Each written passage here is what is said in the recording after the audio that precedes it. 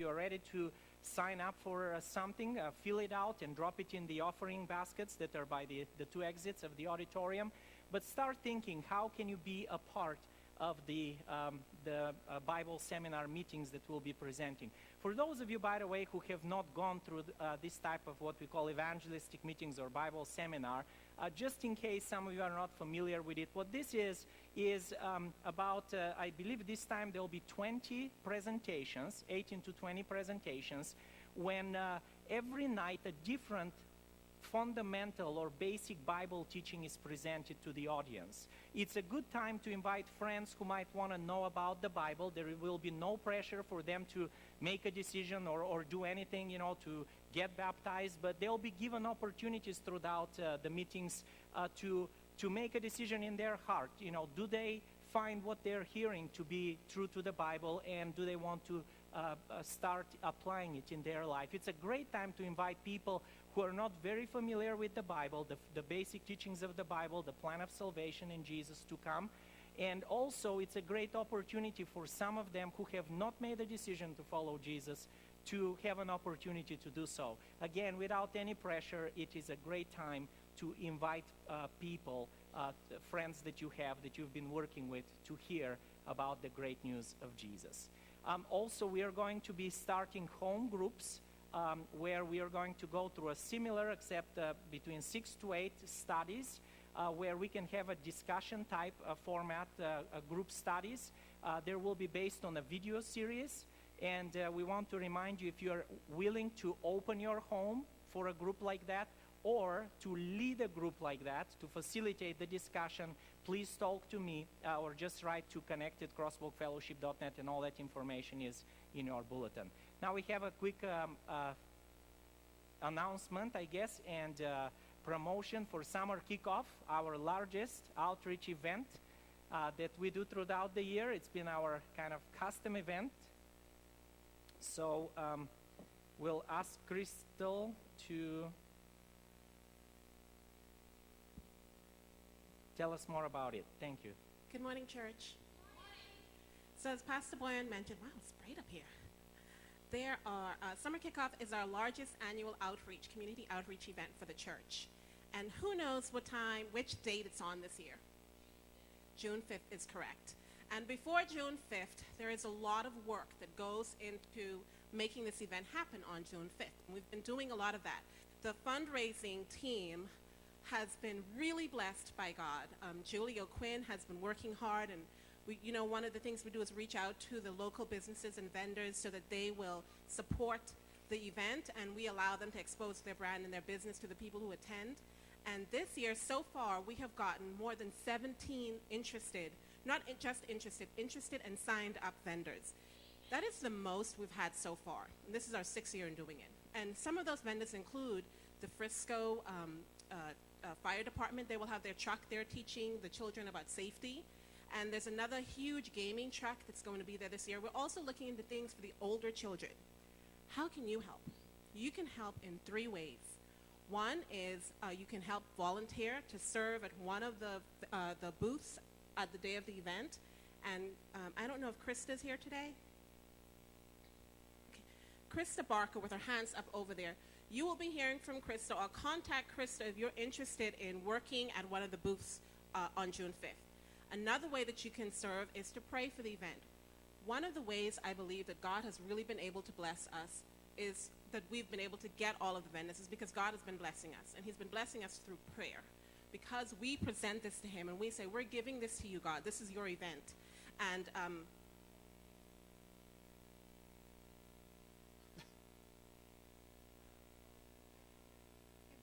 Crystal.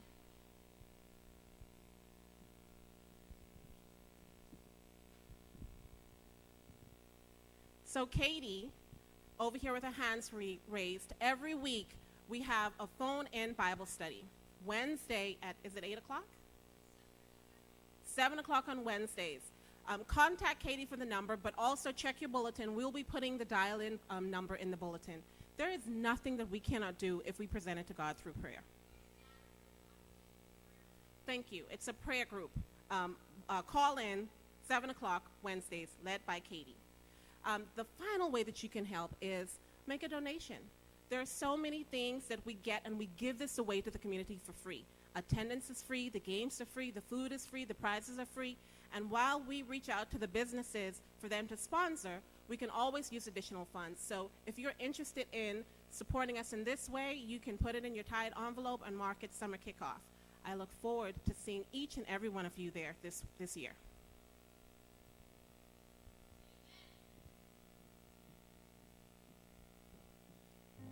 As we sing this next song, if we have some ushers available, we'll go ahead and take an offering now. And join us as we sing Draw Me Close.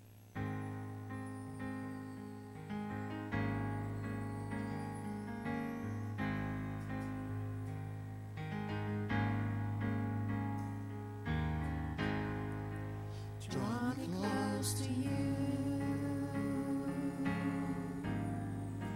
Never let me go.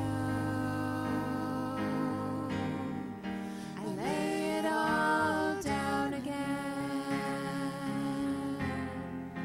to hear you say that I'm your friend. You are my desire. No one else will do. 'Cause nothing else could take your place.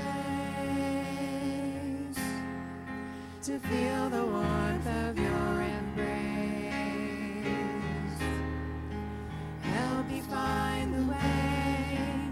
Bring me back to you.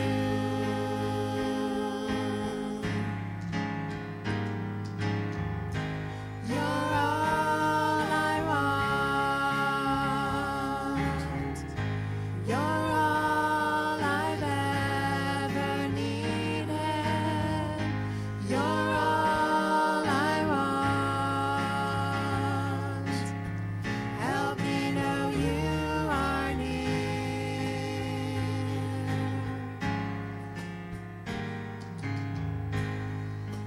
Draw me close to you. Never let me go. I lay it all down again to hear you say that I'm your friend. You are my desire. No one else will do. 'Cause nothing else could take your place. To feel the warmth of your embrace. Help me find the way. Bring me back to you. Stand up with us, please. You're all I want. You're all I've ever needed. You're all I want. Help me know you are near. You're all I want. You're all I've ever needed. You're all I want. Help me know you are near. Help me know you are near. Help me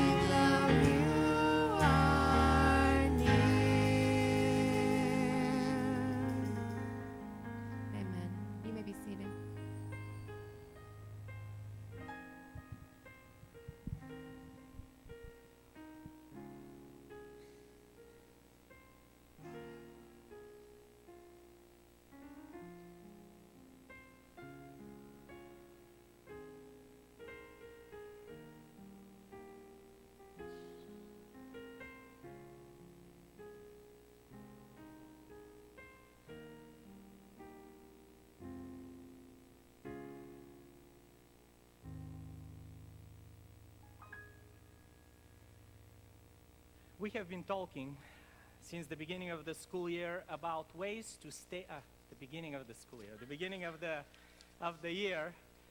That's what happens when you talk without thinking, right?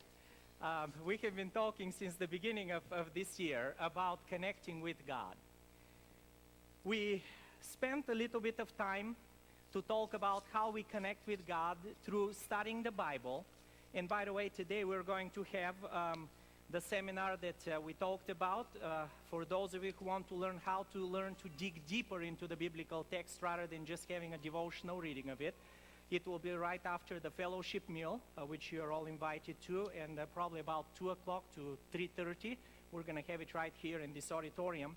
But we spoke about the importance of connecting with God through studying the Bible.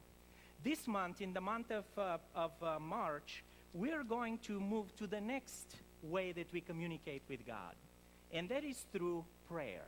Having a special time when we interact with God. Now, how does God speak through us? Speak to us? Through the Bible, of course. Any other ways? Nature.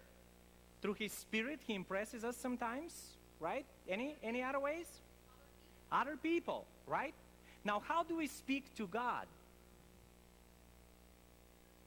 You know, it is a prayer. I mean, anything you say to God really is a prayer. It doesn't matter if you say, God, I'm scared, you know. It is every time we talk to God, the Bible says that's what prayer is. It's our conversation with God. We're going to look at different aspects of prayer, but today I wanted just to emphasize the importance of having that prayer and personal time with God. We're going to go to Daniel chapter 6. And we are going to read verses 1 through 3 first, and then verse 6 through 9. Daniel was an official in the Babylonian Empire. He was a Jewish young man who was brought in as a slave to Babylon when Nebuchadnezzar took over Jerusalem and destroyed the city. And he, through different events in his life, through his faithfulness and his character of integrity, he became one of the most influential person after the king. And then later on, during the time of King Darius, this is the second kingdom that Nebuchadnezzar, Daniel kept on serving into. The first one was the kingdom of Babylon. Then we get to the kingdom of the Persians, or the Medes and the Persians together. And we find that Daniel's integrity and his awesome character continue to be honored. And Daniel is one of the three most important people, once again, in the whole area of the Persian kingdom. And now we get to Daniel verse 6, verses 1 through 3, and we find out that Daniel had some enemies. The verses say, it seemed good to Darius to appoint 120 satraps over the kingdom, that they would be in charge of the whole kingdom, and over them 3 commissioners, of whom Daniel was one. That these satraps might be accountable to the 3 commissioners, and that the king might not suffer loss. Then this Daniel began distinguishing himself among the commissioners and satraps because he possessed an extraordinary spirit. What made him different, by the way? He possessed an extraordinary spirit. What was this spirit?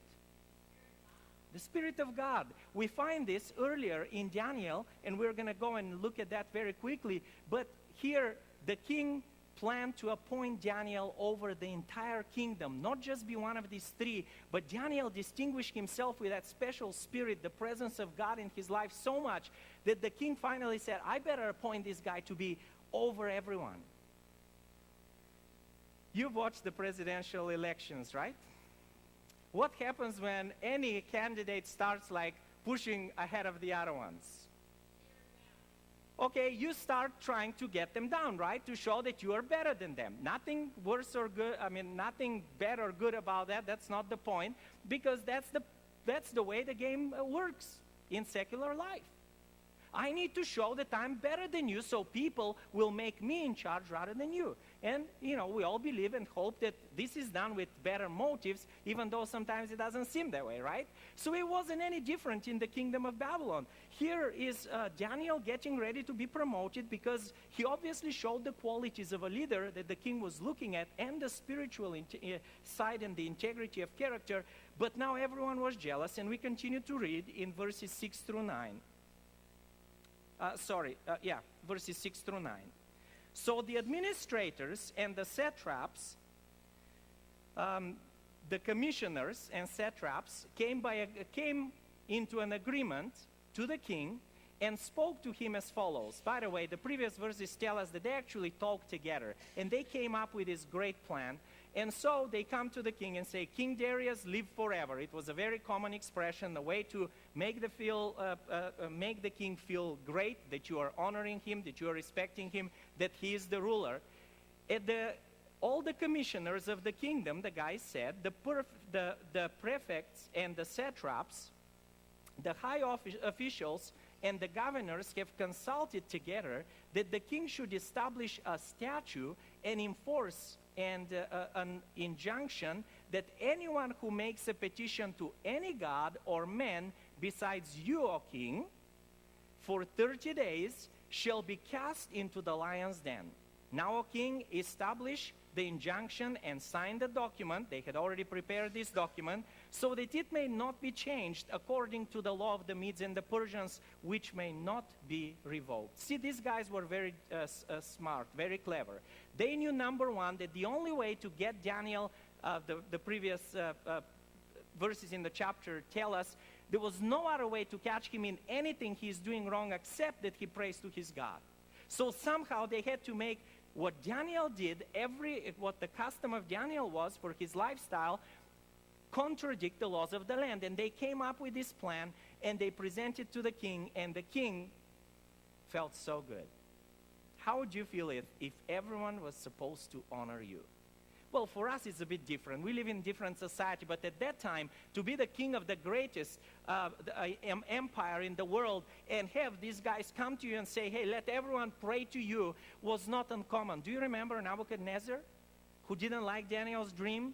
And he came up with this huge statue that was all gold, meaning I'm the only one, the only God, the only person people should respect. My kingdom will never fall. Not realizing that the words of God were going to come true. His kingdom fell. Now Darius comes, and he gets sucked into this evil plan. Therefore, King Darius signed the document, that is the injunction. So the king signs the document, not thinking of what all this was all about. See, many times Satan brings in our lives this temptation to make or do things that will make us feel good, that will show that we are better than other people, that will bring the best out of us, and we think, wow, this is a good thing.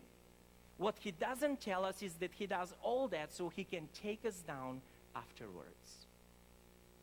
And so King Darius, who respected Daniel so much, signs this decree. And if you notice, for the Medes and the Persians, what they were very famous with is that once a decree went out, it was very unpopular, hardly ever possible for a decree to be taken down or be reversed.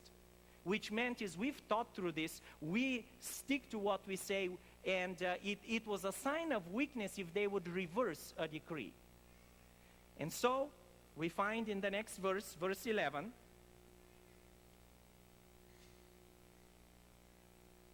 let's go and read verse 10 and 11.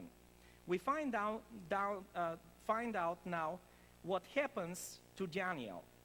Now, when Daniel knew that the document was signed, he entered his house. Now, in his roof chambers, he had windows open towards Jerusalem. By the way, if you remember the Old Testament story, you will remember that the Jewish people were supposed to pray towards Jerusalem. In fact, when the temple was built and Solomon was praying over the temple, he said these words to God. He said, God, please listen to the words of your people, and every time they pray with their face towards Jerusalem, remember, hear their prayers. and listen to their plea. Don't ever forget your people. So now Daniel, being in captivity, he was praying, looking towards Jerusalem. I'm sure he probably used some connections to get the best suite, the best apartment that will face Jerusalem rather than the other way. But whatever the case was, he had this beautiful window, beautiful view over the city facing Jerusalem. And he continued kneeling on his knees 3 times a day, praying and giving thanks before his God as he had been doing previously. And then these men came by agreement and found Daniel making petition and supplication before his God. And then the text continues on to tell us that they went to the king and they said, "King, Daniel is disobeying your decree." And what did the king do, for those of you who are familiar with the story? He tore his clothes. He was so sad. He realized he was tricked. But then we get to verse 16, Daniel 6:16, and we find out that the king does something very interesting. Then the king gave orders, and Daniel was brought in and cast into the lion's den. The king spoke and said to Daniel, now listen to what the king says, "Your God whom you constantly serve will himself deliver you." And a stone was brought and laid over the mouth of the den, and the king sealed it with his own signet ring and with the signet ring of his nobles, so that nothing would be changed in regard to Daniel. Then the king went off to his palace and spent the night fasting, and no entertainment was brought before him, and his sleep fled from him. And then the king arose at dawn, at the break of day, and went in haste to the lion's den. And when he had come near to the den to Daniel, he cried out with a troubled voice. The king spoke and said to Daniel, "Daniel, servant of the living God, has your God whom you constantly serve been able to deliver you from the lions?" And then Daniel spoke to the king, "O king, live forever. My God sent his angel and shut the lion's mouth, and they have not harmed me, inasmuch as I was found innocent before him. And also towards you, O king, I have committed no crime." And then the king takes all these guys who tricked him and throws them into the lion's den. A story that we have heard since we were little, right? Those who have been grown up at church. But a story that nevertheless never loses the strength of the message that it brings. Many times in life, we face moments when we are forced to make a compromise with our faith in God. Or we struggle. How do we manage of keeping work and our commitment to God? How do we really work through the difficult moments when we know that our decision that we have to make could jeopardize our safety or the security, the financial stability of our family? How do we really stay faithful to God, but in the same time don't look like a fool according to the people around us and the common culture that is accepted out there? But what this story teaches us, that every time we get to that moment, there is only one way to find out what is the proper thing to do and find the courage to stay faithful to God. See, it doesn't say that Daniel made the decision to disobey the king, even though that's in reality what he did by him kneeling down and praying. The author emphasizes here that Daniel went and knelt down to pray. By the way, if you go to chapter 2 of Daniel, you'll find out that when the decree came out by Nebuchadnezzar to kill all the wise people because they could not interpret the dream that the king had seen and forgotten during his while he was asleep during the night, he made a decree to kill all the people. And when they told Daniel, what did Daniel do? Absolutely the same thing. He didn't ask for the king to spare his life. He said, "Okay, God, what am I going to do now?" And Daniel chapter 2 verses 14 through 19, we're not going to read them, say that he knelt down. He called when he went back to his house, and First, he asks the king for an extension. Then he gets back to his house. He calls all his friends, and he tells them, let's go and petition to God, which is another expression of let's go and pray to God to show us what we are to do. My friends, today, we live lives that become complicated at times. We often get to make decisions that could affect, like we said, the safety, the stability of our life. How do we react to it? How do we find courage to carry on? There is only one way, just as Daniel did, to get on our knees and pray to God. There is no other way forward. There is no other way to find courage or to see the plan of God for our lives unless we go back to Him in prayer. And by the way, Daniel prayed how many times? 3 times. Jesus, we don't find him praying 3 times, but we find him consistently praying in the morning, and then after everything is done, a lot of times he'll send his disciples, if you remember the gospel story, and then go and pray again.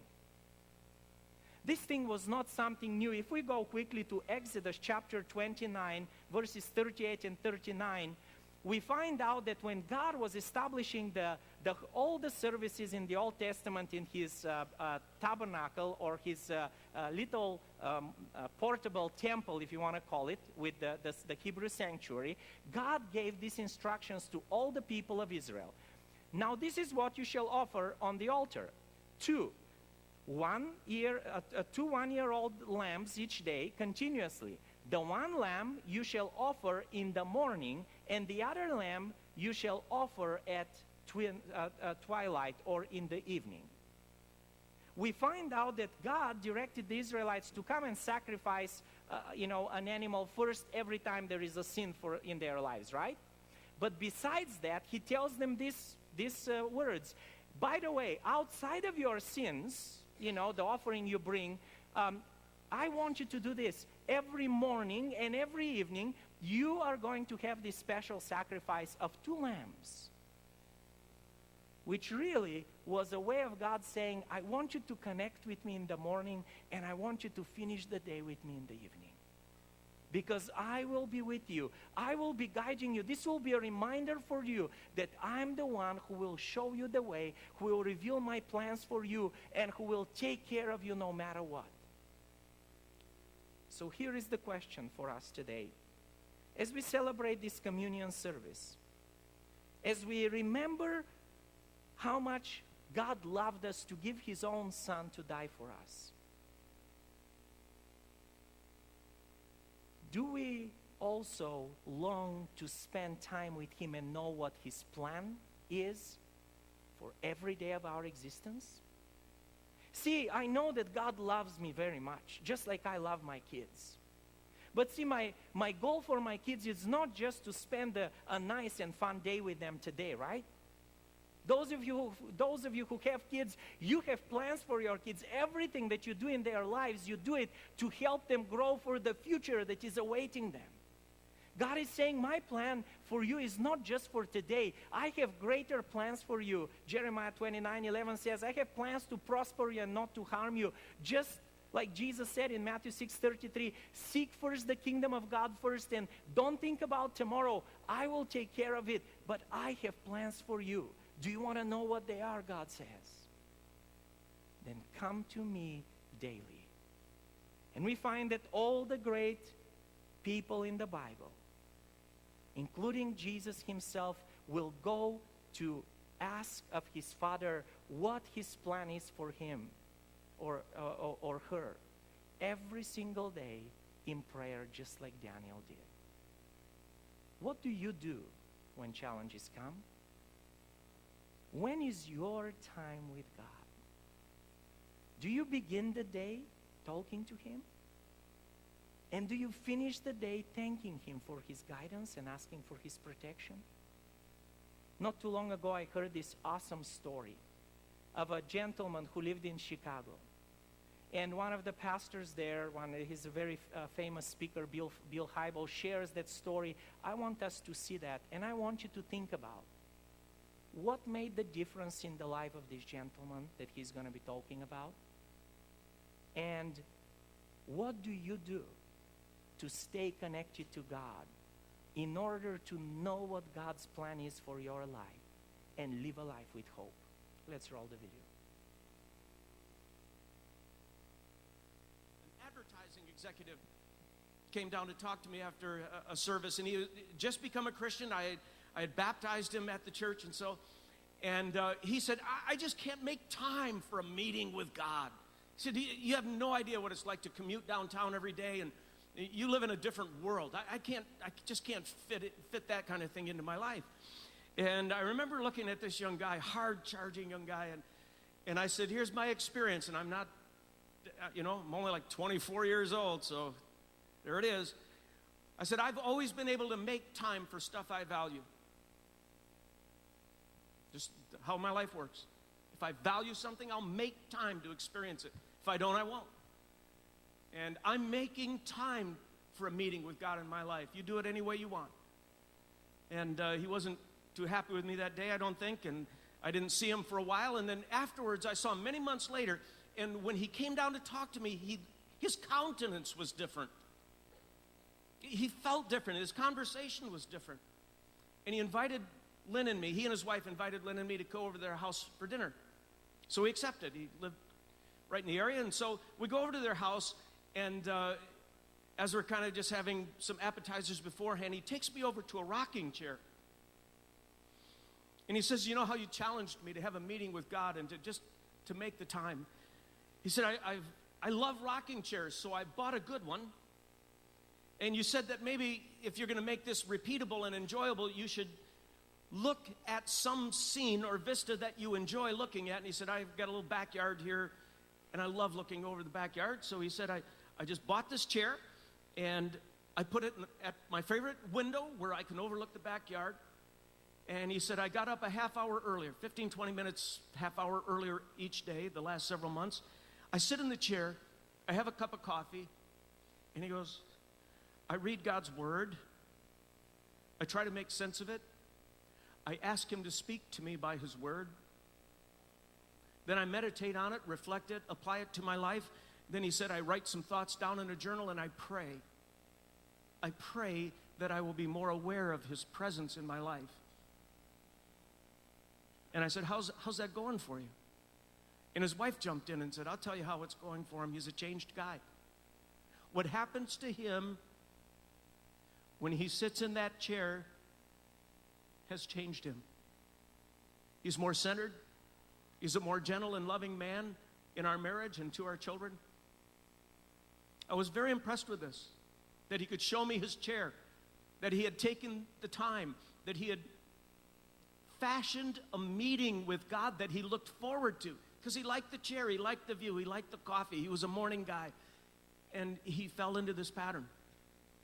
Many months later, I had coffee with him one time, and he said, I'm thinking about leaving my job in advertising.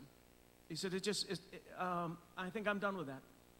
I said, where'd you get these ideas? And he said, well, in my meetings with God in the chair. He's been putting those thoughts in my mind. I said, what are you going to do? And he said, maybe I'll just help you build the church. I said, well, no one's getting paid around here, you know. And he said, well, I've done pretty well in advertising. I can hold on for a while, and maybe if the church grows, you know, then maybe they can help me and my family in some way.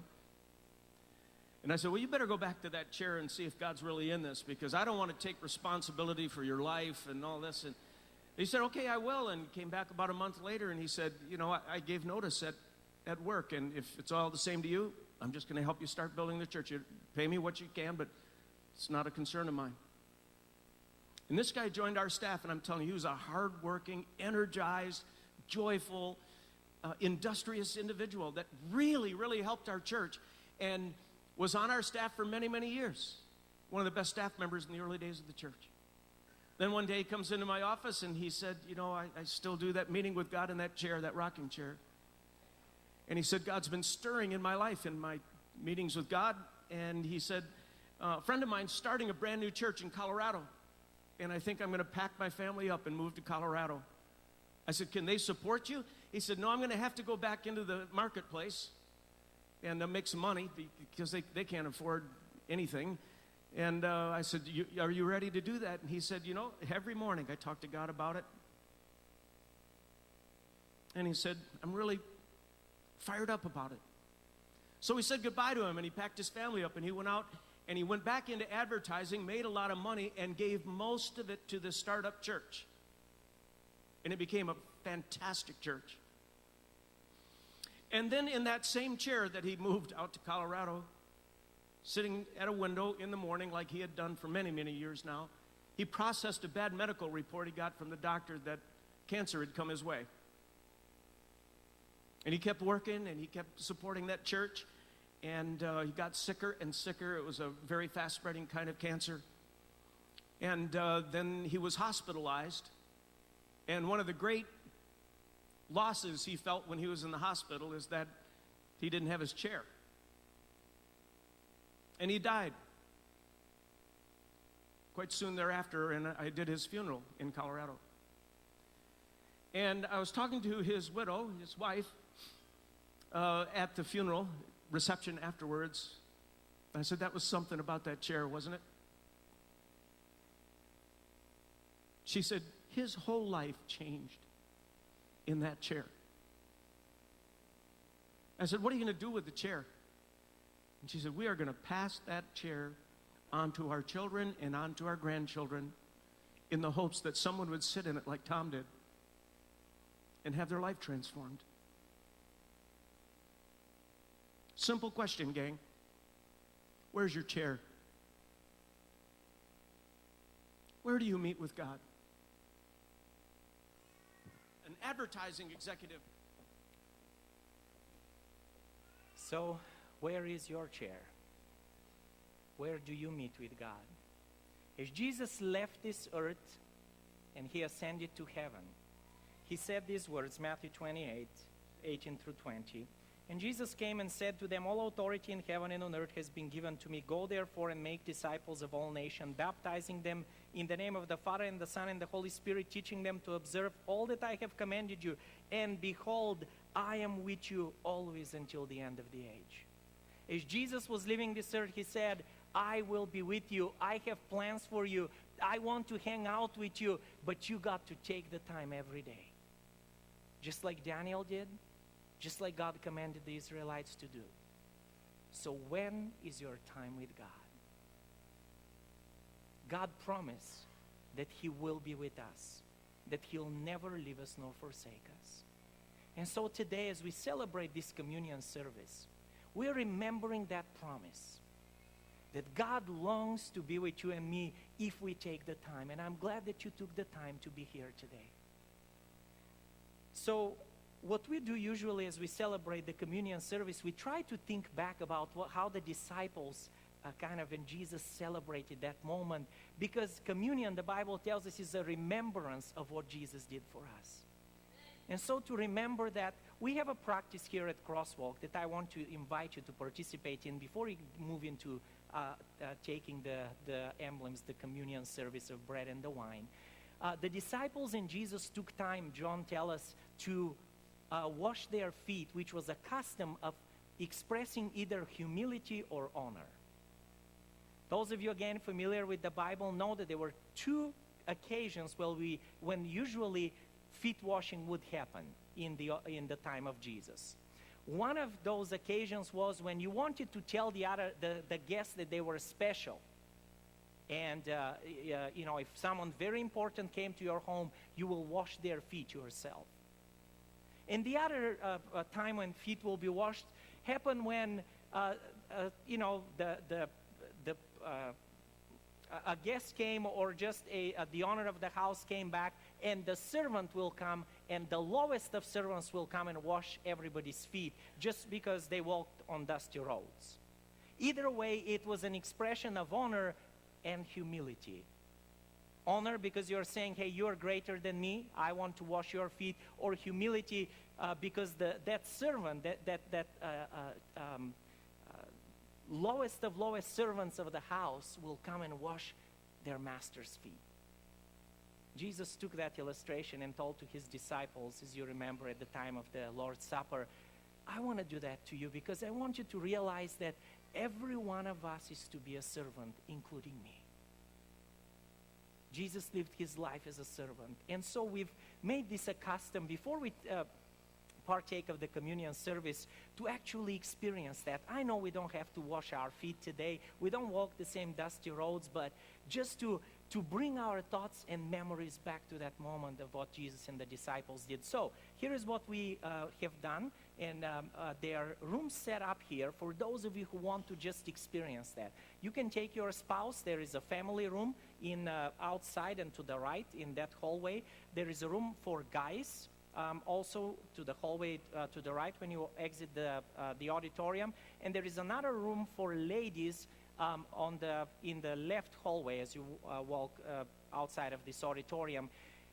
Find someone that you are connected with, or someone you want to experience this with, and just as you wash each other's feet, I want you to think about the humility that Jesus showed in washing his disciples' feet. The King of the universe, the one who was dying for their sins, the one whose feet should have been washed the feet of those he was serving. So as we wash each other's feet, let's remember that we are servants to each other. And maybe sometimes that will require me to reconcile with someone. As I wash my feet with other people, maybe I need to tell them, well, listen, I've behaved like I'm better than you and I'm not, so let me wash my feet with you. Sometimes husbands and wives need to do that. So we'll take about 10 minutes to do that, and then we'll come back into this service to wash each other's feet. We also are going to have the kids go, and there is a special room prepared for them. It will be the room of the early teens. Just watch for Miss Viara as you go outside in the foyer, kids, and go there straight there right away because she has a story for you and a special experience there. And then we will come back and continue with the communion service. For these 10 minutes while we are doing the foot washing, there will be a movie here, so you're welcome if you don't feel like participating in it to stay here, and then you can join us for the communion service. And Jesus sent Simon, Peter, and John